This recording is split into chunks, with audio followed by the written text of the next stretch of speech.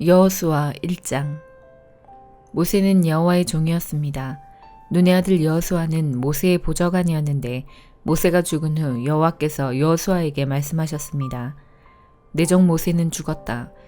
이제 너는 모든 백성을 이끌고 요단강을 건너가 내가 너희 이스라엘 자손에게 주는 땅으로 가거라.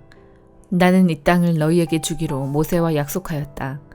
나는 너희 발바닥이 닿는 곳마다 그곳을 너희에게 줄 것이다. 남쪽의 광야에서부터 북쪽의 레바논에 이르기까지 모든 땅을 너희가 가지게 될 것이다. 저 동쪽의 큰 강 유프라테스에서부터 서쪽의 지중해에 이르는 모든 땅을 너희가 차지하게 될 것이다. 햇사람들의 땅도 너희의 것이 될 것이다. 내가 모세와 함께 했던 것처럼 너와도 함께 할 것이며 네가 살아있는 동안에는 너를 막을 사람이 아무도 없을 것이다. 나는 너를 떠나지 않을 것이며 결코 너를 홀로 내버려 두지 않을 것이다. 너는 힘을 내고 용기를 가져라. 장차 너는 백성을 이끌고 그 땅을 차지하게 될 것이다. 그 땅은 내가 이 백성의 조상에게 주기로 약속했던 땅이다. 힘을 내고 용기를 가져서 내 종 모세가 너에게 준 모든 가르침을 빠짐없이 지키도록 하여라. 네가 그 가르침대로 행하며 왼쪽으로나 오른쪽으로 치치지 않고 그대로 지키면 하는 일마다 다 잘 될 것이다. 언제나 율법책에 쓰여 있는 것을 입에서 떠나지 않게 밤낮으로 소리내어 읽어라. 그리하여 거기에 쓰여 있는 모든 것을 잘 지킬 수 있도록 하여라. 그러면 네가 하는 일이 다 잘되고 또 성공할 것이다. 힘을 내고 용기를 가져라. 내가 명령한 것을 기억하여라. 두려워하지 마라. 네가 가는 곳마다 네 하나님 여호와가 너와 함께 할 것이다. 여호수아는 백성의 지도자들에게 명령을 내렸습니다. 진사회를 다니며 백성들에게 이렇게 일러두시오. 양식을 예비하시오. 앞으로 3일 후면 여러분은 요단강을 건너게 될 것이오. 여러분은 그 땅에 들어가 여러분의 하나님 여호와께서 주시는 땅을 차지하게 될 것이오. 그 후에 여호수아는 르우벤 지파와 갓 지파와 므낫세 지파 절반에게 말했습니다. 여호와의 종 모세가 여러분에게 말한 것을 기억하시오. 여러분의 하나님 여호와께서는 편히 쉴 수 있는 땅을 여러분에게 줄 것이라고 모세가 말했소. 요단강 동쪽에 있는 이 땅을 주실 것이라고 말이오. 여러분의 아내와 자녀, 여러분의 집 짐승들은 여기에 남겨두어도 좋소. 그러나 여러분 중 싸울 수 있는 사람들은 여러분의 형제들보다 앞서 요단강을 건너야 할 것이오. 여러분은 형제들을 도와야 하오. 여호와께서는 여러분에게 쉴 곳을 주셨소. 주께서 여러분의 형제들에게도 쉴 곳을 주실 것이오. 여러분은 형제들이 그 땅을 얻을 때까지 그들을 도와주어야 하오. 그 땅은 주께서 그들에게 주시는 땅이요. 그들이 그 땅을 얻은 후에 여러분은 요단강 동쪽에 있는 여러분 땅으로 돌아가도 좋소. 그 땅은 여호와의 종인 모세가 여러분에게 준 땅이요. 그 말을 들은 백성들은 여호수아에게 대답했습니다. 당신이 명령한 모든 것을 우리가 지키겠습니다. 우리를 어디로 보내든지 우리는 가겠습니다. 우리가 전에 모세의 말을 그대로 따랐듯이 당신의 말도 따르겠습니다. 오직 당신의 하나님 여호와께서 모세와 함께 하셨던 것처럼 당신과도 함께 하시기를 바랄 뿐입니다.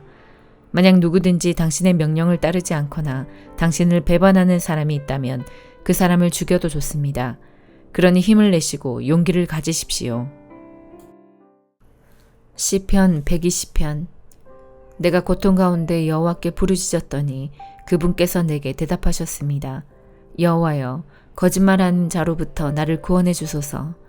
거짓된 혀들로부터 나를 구해 주소서. 하나님이 너에게 무엇을 행하실 것 같으냐? 그 밖에 무엇을 더하실 것 같으냐? 오 거짓된 혀여, 주가 너를 무사의 날카로운 화살로 벌하실 것이요. 말라깽이 나무로 만든 불타는 숯불로 벌하실 것이다. 내가 메색에 살고 있고 게달 사람들의 동네에 살고 있으니 불행합니다. 너무 오랫동안 살았습니다. 내가 평화를 싫어하는 사람들과 너무 오랫동안 살았습니다. 나는 평화를 원하지만 내가 말할 때에 그들은 싸우려 합니다. 시편 121편. 내가 눈을 들어 산들을 바라봅니다. 나의 도움이 어디에서 옵니까? 나의 도움은 여호와로부터 옵니다. 하늘과 땅을 만드신 그분으로부터 옵니다. 여호와께서 여러분의 발이 미끄러지지 않게 하실 것입니다. 여러분을 지켜주시는 그분은 졸지 않으십니다. 정말로 이스라엘을 지켜주시는 그분은 졸지도 주무시지도 않습니다. 여호와는 여러분을 지켜주십니다.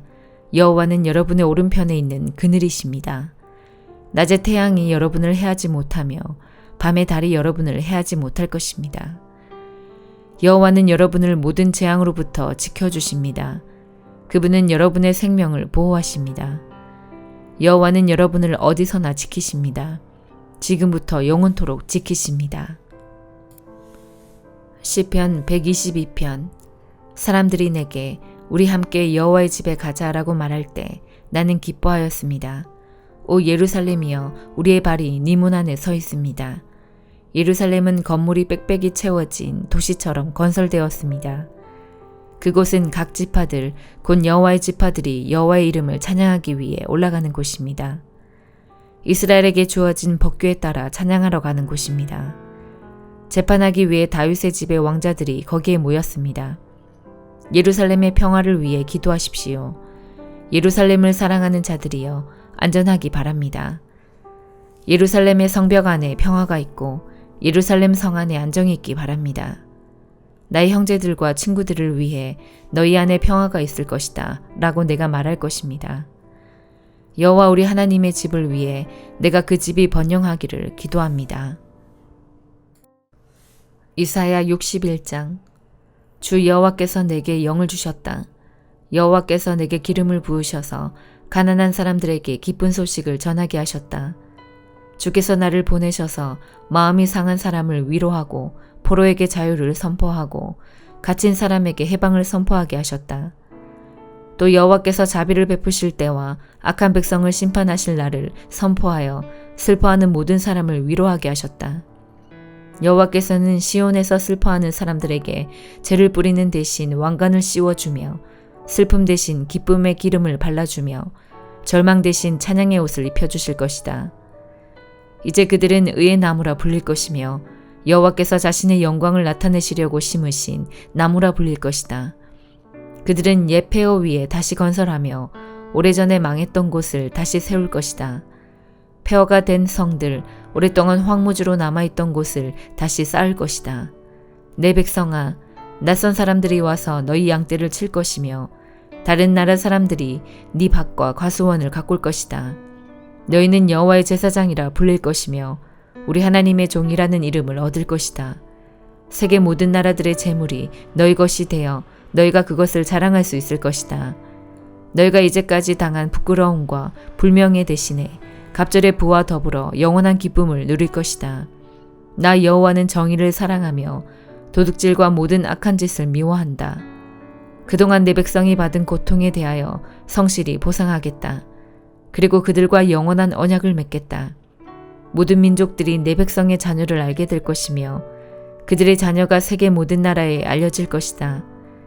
그들을 보는 사람마다 여호와께서 그들에게 복 주셨다는 사실을 알게 될 것이다. 여호와께서 나를 매우 기쁘게 해주셨다. 내가 온 마음으로 내 하나님 안에서 즐거워한다.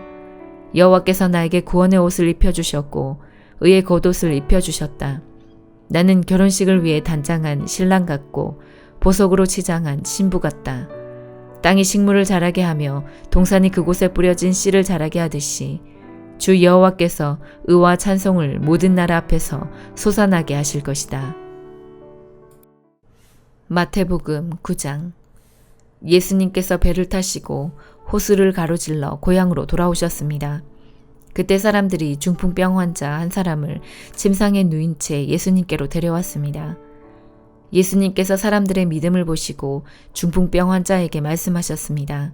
안심하여라. 아들아, 네 죄가 용서받았다. 몇몇 율법학자들이 속으로 말했습니다. 이 사람이 하나님을 모독하는구나. 예수님께서 그들의 생각을 아시고 말씀하셨습니다. 어찌하여 너희가 마음속으로 악한 생각을 하느냐.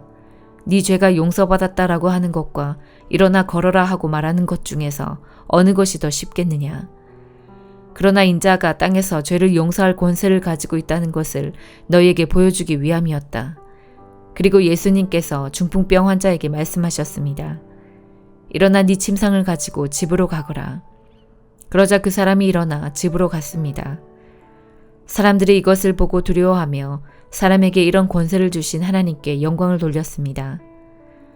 예수님께서 그곳을 떠나 길을 가시다가 마태라는 사람이 쇠관에 앉아 있는 것을 보셨습니다.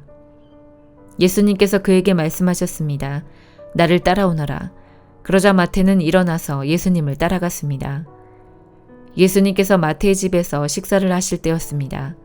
많은 세리들과 죄인들이 와서 예수님과 제자들로 더불어 함께 식사를 하고 있었습니다. 바리새파 사람들이 이것을 보고 제자들에게 말했습니다. 어째서 너희 선생님은 세리들과 죄인들하고 함께 어울려 식사를 하느냐? 예수님께서 이 소리를 들으시고 말씀하셨습니다. 건강한 사람은 의사가 필요 없으나 환자들은 의사가 필요하다.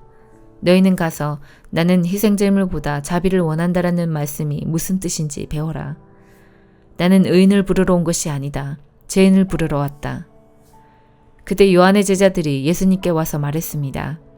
우리들과 바리새파 사람들은 자주 금식을 하는데 왜 선생님의 제자들은 전혀 금식을 하지 않습니까? 예수님께서 이들에게 대답하셨습니다. 결혼식에 참석한 사람들이 신랑과 함께 있을 때 슬퍼할 수 있느냐? 그러나 신랑을 빼앗길 날이 올 텐데 그때는 금식할 것이다. 그 누구도 새 천조각을 낡은 옷에 대고 깁지 않는다. 만일 그렇게 하면 새 천조각이 그 옷을 잡아당겨 더 심하게 찢어질 것이다. 그 누구도 새 포도주를 낡은 가죽 부대에 담지 않는다. 만일 그렇게 하면 낡은 부대가 터져 포도주가 쏟아지고 가죽 부대도 못 쓰게 될 것이다. 새 포도주는 새 가죽 부대에 넣어야 한다. 그래야 둘 다 보존될 수 있다. 예수님께서 이 말씀을 하시는 동안 회당장이 와서 예수님께 절하고 말했습니다. 제 딸이 조금 전에 죽었습니다. 오셔서 손을 얹어 주십시오. 그러면 다시 살아날 것입니다. 예수님께서 일어나 회당장을 따라가셨습니다. 제자들도 같이 갔습니다. 가는 길에 12년 동안 혈루증을 앓아온 한 여자가 예수님의 뒤로 와서 옷깃을 만졌습니다.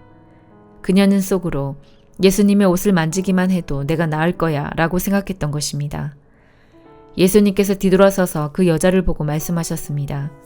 안심하여라, 딸아. 네 믿음이 너를 구원하였다. 그 즉시 그 여자의 병이 나았습니다. 예수님께서 해당장의 집에 도착했을 때였습니다. 예수님은 피리를 부는 사람들과 떠드는 사람들을 보셨습니다. 예수님께서 말씀하셨습니다. 물러나라. 소녀는 죽은 것이 아니라 자고 있는 것이다. 그러자 사람들이 예수님을 비웃었습니다. 사람들을 밖으로 내보낸 뒤 예수님께서 들어가셔서 소녀의 손을 잡았습니다. 그러자 소녀가 일어났습니다. 이 소식은 온 동네 사방으로 퍼져나갔습니다. 예수님께서 거기를 떠나가실 때 보지 못하는 두 사람이 예수님을 따라오면서 소리질렀습니다. 다윗의 자손이여 우리를 불쌍히 여겨 주소서. 예수님께서 집 안으로 들어가시자 보지 못하는 사람들이 예수님께 나아왔습니다. 예수님께서 그들에게 물으셨습니다. 내가 너희를 보게 할 수 있다고 믿느냐? 그들이 대답했습니다. 그렇습니다, 주님. 예수님께서 그들의 눈을 만지시며 말씀하셨습니다. 너희의 믿음대로 너희에게 이루어져라. 그러자 그들의 눈이 뜨였습니다. 예수님께서 그들에게 매우 엄중히 이르셨습니다. 이 일을 아무에게도 알리지 마라. 그러나 두 사람은 나가서 예수님에 대한 소문을 사방에 퍼뜨렸습니다. 그들이 떠나갔을 때 사람들이 귀신 들려 말하지 못하는 사람을 데리고 예수님께 왔습니다. 예수님께서 귀신을 내쫓자 말 못했던 사람이 말을 하게 되었습니다. 사람들은 놀라서 말했습니다. 이스라엘에서 이와 같은 일이 일어난 적이 없었다. 그러나 바리새파 사람들은 말했습니다. 그는 우두머리 귀신의 힘으로 귀신을 내쫓는 것이다. 예수님께서 모든 성읍과 마을을 두루 다니셨습니다. 예수님께서는 유대인의 회당에서 가르치기도 하셨고 하나님 나라에 대한 기쁜 소식을 전하기도 하셨습니다. 그리고 온갖 질병과 고통을 치료해 주셨습니다. 예수님께서는 사람들을 불쌍히 여기셨습니다. 그것은 사람들이 마치 목자 없는 양처럼 내팽겨쳐져 고통을 당하고 있었기 때문입니다. 예수님께서 제자들에게 말씀하셨습니다. 추수할 것은 넘쳐나는데 일꾼이 적구나. 그러므로 추수할 밭의 주인에게 간청하여 일꾼들을 추수할 밭으로 보내달라고 하여라. 아멘.